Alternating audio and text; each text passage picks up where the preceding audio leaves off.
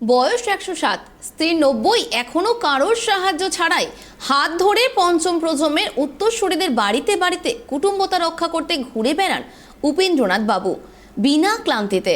অভাবের সংসারে দেওয়া হয়নি ম্যাট্রিক, কিন্তু নিয়মিত শরীরচর্চা করা সে সময় শক্তিশালী বলিষ্ঠ চেহারা ভয় পেতেন ইংরেজরাও।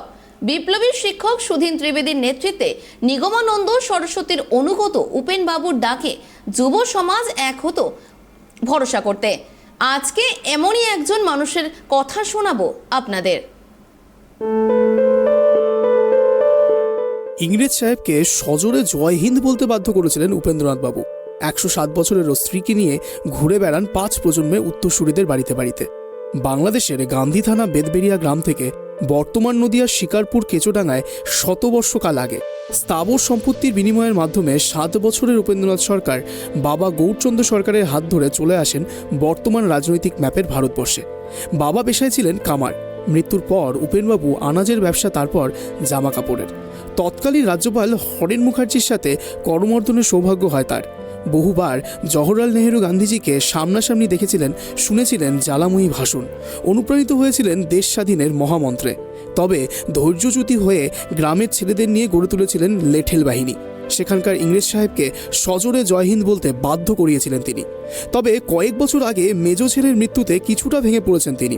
ছেলে এবং মেয়ে নাতির ঘরের পুতির সংখ্যা প্রায় 21 জন।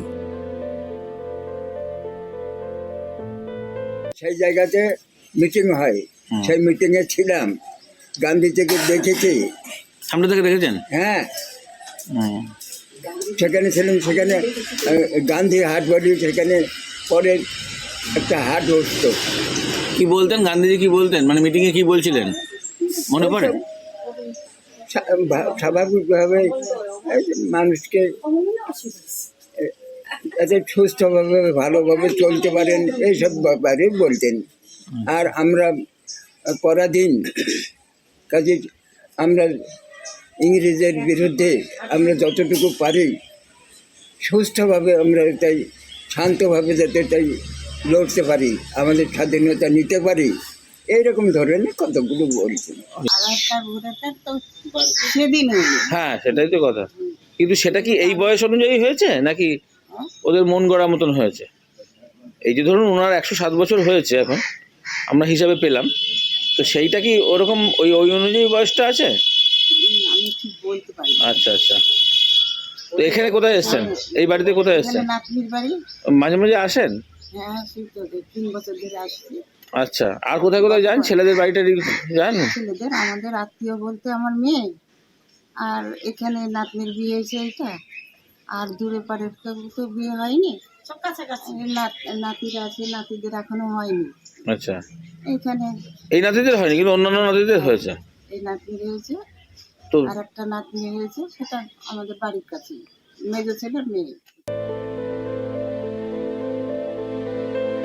তাদের দুঃখ স্বাধীনতার 75 বছরের করোনা পরিস্থিতি পার হলেও পরিবারের সবচেয়ে প্রবীণদের বিবাহের 75 বছরে ছিল করোনা পরিস্থিতি, তাই পালন করা সম্ভব হয়নি।